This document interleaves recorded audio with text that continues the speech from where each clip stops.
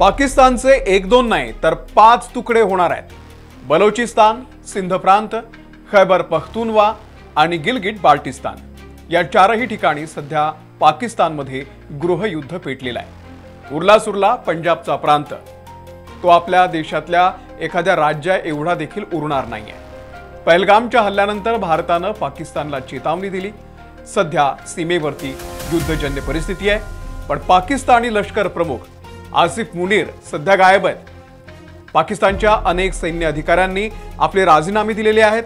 पाकिस्तानमध्ये अंतर्गत कलह इतका आहे, पाकिस्तान आर्मीचे अत्याचार इतके आहेत की भारताला आता पाकिस्तानशी युद्ध करण्याची गरजच नाहीये। पहलगामच्या हल्ल्यानंतर बलुचिस्तानमधल्या अनेक संघटना या आता कार्यरत झालेल्या आहेत। स्वतंत्र बलुचिस्तानची मागणी जोर धरतीये। सिंध प्रांतात देखील यापेक्षाही भयानक परिस्थिती आहे। त्यानंतर कराची पोर्ट आताच ब्लॉक करून टाकलाय, म्हणजे पंजाबचा जो भाग आहे त्याचा सिंध प्रांताशी आता संपर्क तुटलाय। पंजाबमधून जो माल कराची पोर्टला जातो तो सप्लाय सुद्धा आता बंद झालेला आहे। पाकिस्तानी पंजाब प्रांतामधून सिंध प्रांतामध्ये सिंधू नदीचं पाणी येतं, ते पाणी पंजाब प्रांतामध्ये अडवलं जाते। ते हक्काचं पाणी सोडावं अशी मागणी आता सिंध प्रांतामध्ये केली जाते। तिकडे उत्तर पाकिस्तानमध्ये गिलगिट बाल्टिस्तानमध्ये देखील लोक रस्त्यावरती उतरले। तिथल्या नैसर्गिक साधन संपत्तीचा पाकिस्तानी माफिया गैरफायदा घेत आहेत। पाकिस्तानी माफिया ते ओरबाडतायत। पाकिस्ताननं आणलेला माइन्स अँड मिनरल ऍक्ट रद्द करावा अशी मागणी तिथल्या लोकांची आहे आणि त्यामुळे गिलगिट बाल्टिस्तानही आता बंड करतोय। खैबर पख्तूनवाचा भाग पाकिस्तान आर्मीनं त्या ठिकाणी 17 जणांना उडवलं, का तर म्हणे त्यांचे आणि भारताचे संबंध होते। आणि आता आणखी एक बातमी आहे की खैबर पख्तूनवामध्ये 54 जणांना मारलंय, कारण ते अफगाणिस्तानच्या हद्दीमधून खैबर प्रांतामध्ये येत होते। अफगाणिस्तानशी यांचं जुनं वैर आहे, तिकडे अफगाणिस्तान यांना आता सोडत नाहीये। पाकिस्तानमध्ये ही अशी आग का लागलेली आहे, या चारही भागांमध्ये बंड का होत आहेत, अगदी सविस्तर पाहूया। नमस्कार, मी अमोल किनोळकर, आपण पाहत आहात महाराष्ट्र टाइम्स ऑनलाईन। तर सुरुवातीला पाहूयात बलोचिस्तान। 1.5 महिन्यापूर्वी 11 मार्च 2025 ला बलोचिस्तानमध्ये एक ट्रेन हायजॅक झाली। या ट्रेनमध्ये 400 पेक्षा जास्त लोक होते।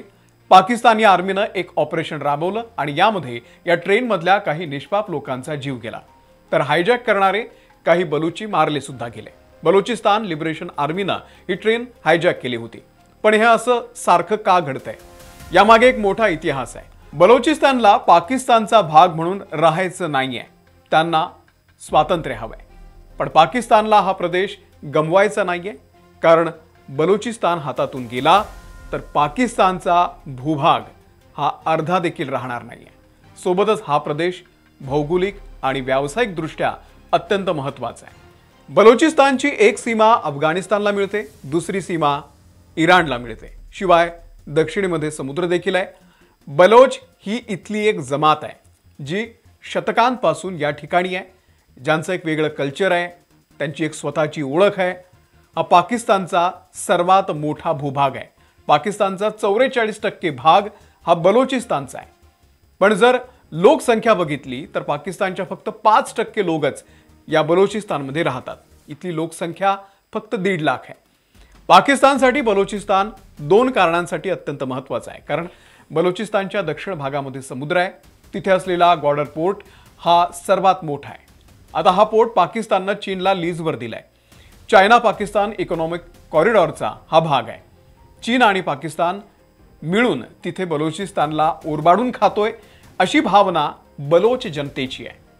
चेरी, बादाम, खुबानी, अंगूर, सफरचंद अशा अनेक फळांची या ठिकाणी शेती होते। इथेच पाकिस्तानमधल्या 70% खजुराचं उत्पादन देखील होतं। दुसरं महत्त्वाचं म्हणजे खनिज संपत्ती, तांबा असेल, सोनं, युरेनियम अशा अनेक खाणी या भागात आहेत। पाकिस्तानच्या टोटल नैसर्गिक संपत्तीपैकी 20% बलोचिस्तानमध्ये आहे। इथेच पाकिस्तानी नेव्हीचे 3 तळ आहेत आणि इथेच एक महत्त्वाची जागा आहे जिचं नाव आहे चगा। चगा या ठिकाणीच पाकिस्ताननं परमाणु चाचणी केलेली होती। 1947 साली भारत आणि पाकिस्तानचं विभाजन झालं।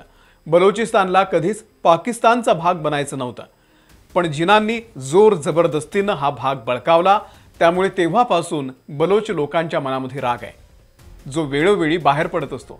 सगळ्यात महत्त्वाचं कारण म्हणजे इथल्या लोकांचं अपहरण। आरोप आहे की इथल्या लोकांना, पत्रकारांना आणि जे बलोच लोकांसाठी लढतात अशा बुद्धिजीवींना पाकिस्तानची आर्मी परस्पर गायब करते, त्यांना टॉर्चर करते, त्यांची हत्या करते आणि मृतदेह या ठिकाणी आणून फेकून दिले जातात। एवढंच काय, बलोची लोकांच्या हक्कासाठी लढणारे नेते अकबर खान बुगटी यांचीही बलुचिस्तानमध्ये हत्या करण्यात आली। बलुचिस्तानमध्ये याच संघटना स्वातंत्र्याची लढाई लढतायत। बलोच विरुद्ध पाकिस्तान आर्मी असं हे थेट युद्ध आहे। बलोच लिबरल आर्मी ज्या पद्धतीनं पाकिस्तानचा हिशेब चुकता करतेय, मला वाटत नाही की आता भारताला वेगळं काही करण्याची गरज आहे, कारण हेच बलोच लोक यांना संपवणार आहेत। या बलोच लोकांच्या ज्या बायका आहेत त्यांना पाकिस्तान आर्मी उचलून घेऊन जाते, जसं आपण सिनेमात बघतो ना तसं, आणि आठवडा महिनाभरामध्ये परत आणून सोडते। इथले कर्ते पुरुष सुद्धा अनेक गायब आहेत। जो कोणी बोलेल पाकिस्तानच्या विरोधात, पाकिस्तान आर्मीच्या विरोधात, त्यांना गायब करतात, त्यांचं अपहरण करतात। असा हा सगळा अत्याचार बलोची लोकांवरती सुरू आहे। तोच राग आता बाहेर पडतोय। आता आपण दुसरा प्रांत म्हणजे सिंध प्रांत त्याविषयी बोलूयात। यांच्या नावातच सिंध आहे, सिंधू। पण या सिंधू नदीचं यांच्याकडे येणारे जे पाणी आहे ते पाकिस्तान सरकारनं आता डायव्हर्ट केलंय। पाकिस्तानच्या पंजाब या भागामध्ये पाकिस्तान सरकार एक कॅनल बांधतंय, तिथून हे पाणी या वाळवंटी भागामध्ये जाणार आहे। या प्रोजेक्टचं नाव आहे चोलिस्तान कॅनल प्रोजेक्ट। हा आपल्या राजस्थानच्या थार वाळवंटाचा जो भाग आहे ना त्याचाच एक भाग आहे, त्यालाच लागून हा पाकिस्तानचा भाग आहे। इथे आर्मीची जमीन आहे, पाकिस्तान आर्मीची, तिथे हे पाणी नेलं जाणार आहे। मग सिंध प्रांतामध्ये पाण्याची अडचण होणार आहे, त्यामुळे सिंध प्रांतातल्या लोकांनी हजारो ट्रक्स सध्या रस्त्यावरती अडवून ठेवलेले आहेत। अनेक व्यावसायिकांचे ट्रक्स याच भागामधून कराची पोर्टकडे जातात, रस्ता सिंध प्रांतातून जातो, त्यामुळे लाखो टन माल सध्या सिंध प्रांतातल्या या रस्त्यावरती अडकलाय। परिणामी कराची पोर्ट बंद पडलंय, लिटरली बंद पडलंय। एकीकडे आपल्या हद्दीतून पाकिस्तानमध्ये जाणारं पाणी आपण रोखलं तर पाकिस्तान म्हणतंय हा ॲक्ट ऑफ वॉर आहे, आणि तेच पाणी परस्पर जनतेला न सांगता दुसरीकडे वळवतात। यालाच हिपोक्रेसी म्हणतात। आपल्याला माहिती आहे की पाकिस्तानचे माजी पंतप्रधान इम्रान खान हे सध्या जेलमध्ये आहेत। त्यांनी आतापर्यंत भारतानं रद्द केलेल्या सिंधू जल करारासंदर्भात कोणतेही वक्तव्य केलेले नाहीये। इतर वेळी जेलमधून सुद्धा यांची टिवटिव सुरू असते, पण यावेळी त्यांनी एकही स्टेटमेंट केलेले नाहीये। आता सिंध प्रांतामध्ये जे आंदोलन होते त्यामध्ये यांचाच पक्ष पुढे आहे। त्यांना तर वाटतंय आता युद्ध व्हावं, जेणेकरून पाकिस्तानी आर्मीची जी मनमानी सुरू आहे ती एकदाची थांबेल। बरं, आता हे एवढंच कारण आहे का? तर नाही। सिंधी लोकांची स्वतःची एक ओळख आहे, संस्कृती आहे, भाषा आहे, पण आपल्यावरती उर्दू भाषा लादली जाते अशी इथल्या लोकांची भावना आहे। त्यामुळे हा वाद पाकिस्तानच्या निर्मितीपासूनचा आहे। सिंध प्रांतामध्ये असलेले रिसोर्सेस पंजाब प्रांतासाठी वापरले जातात, त्याचाही राग या लोकांच्या मनामध्ये आहे। 1970 पासून स्वतंत्र सिंध देशाची सुद्धा मागणी होती आहे। आणि आता बघूयात पाकिस्तान मधला तिसरा भाग, ज्या ठिकाणी सध्या गृहयुद्ध पेटलेला आहे। तो भाग आहे खैबर पख्तूनवा। या भागातल्या लोकांना स्वतंत्र पश्तून राष्ट्र हवंय। इथल्या लोकांची स्वतंत्र ओळख आहे, त्यांच्यावर देखील पाकिस्तान आर्मी जबरदस्ती करते।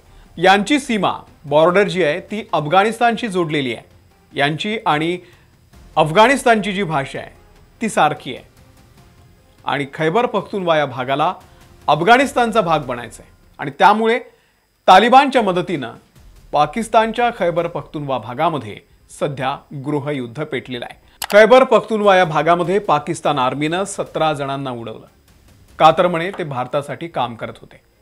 ही परवाची बातमी आहे। आता आणखी एक बातमी बघा, यामध्ये 54 जणांना उडवलं। कारण काय? तर ते अफगाणिस्तानच्या हद्दीमधून खैबर प्रांतामध्ये येणार होते। अफगाणिस्तानशी पाकिस्तानचं जुनं वैर आहे, तिकडे अफगाणिस्तान पाकिस्तानला आता सोडत नाहीये। या तिथल्या गेल्या 2-3 दिवसातल्या घडामोडी आहे, ही पाकिस्तानी पेपरमधले कटआउट्स आहेत। पुढचा भाग गिलगिट बाल्टिस्तान। या ठिकाणी पाकिस्तानने एक नवा कायदा आणलाय। तिथली जी नैसर्गिक साधन संपत्ती आहे, तिथलं सोनं, माइन्स, जेमस्टोन्स, त्यांना हडपण्यासाठी हा नवा कायदा आहे। जगातल्या अत्यंत सुंदर अशा प्रदेशापैकी एक असलेल्या गिलगिट बाल्टिस्तानला या लोकांनी भकास बनवलेला आहे। या नव्या कायद्यामुळे इथले पहाड, इथल्या माइन्स या सीज केल्या जाणार आहेत, कॉन्ट्रॅक्टरला दिल्या जाणार आहेत, चीनला दिल्या जाणार आहेत। चीनची तर सीमाच आहे गिलगिट बाल्टिस्तान। चीन कधी गिलगिट बाल्टिस्तानला गिळून घेईल यांना कळणार पण नाही. त्यामुळे हा जो नवा कायदा आहे माइन्स अँड मिनरल ऍक्ट हा येऊ देणार नाही असं तिथल्या लोकांचं म्हणणं आहे. तिथला भूमिपुत्र सध्या त्रासलेला आहे या सगळ्यांना. आणि म्हणून आता गिलगिट बाल्टिस्तानमध्ये देखील मोठ्या प्रमाणावरती गृहयुद्ध आहे, तो सुद्धा यांच्या हातून निघून जातोय. आता या असे 4 तुकडे पडलेले आहेत. 5वा तुकडा उरतो तो पाकिस्तानी पंजाब भागाचा. त्यामुळे खरं तर पाकिस्तानला भारताशी युद्ध करण्यापेक्षा आपला देश वाचवणं जास्त गरजेचं आहे. बिलावल भुट्टो म्हणायचा, खून की नदिया बहाएंगे. कोणाच्या जीवावर ही लोक उड्या मारतात. यांचा लष्कर प्रमुख असीम मुनीर 2-3 दिवसांपासून बेपत्ता आहे. त्याला शोधा आधी. त्याची फॅमिली गेली आहे दुसऱ्या देशामध्ये पळून. पाकिस्तान इतका पेटलाय की त्यांना आता तिथली लोकच खाऊन टाकणार आहेत. या व्हिडिओमध्ये इथेच थांबतो. हा व्हिडिओ तुम्हाला माहितीपूर्ण वाटला असेल तुमच्या मित्रांना शेअर करा. महाराष्ट्र टाइम्सच्या यूट्यूबला सबस्क्राईब करा.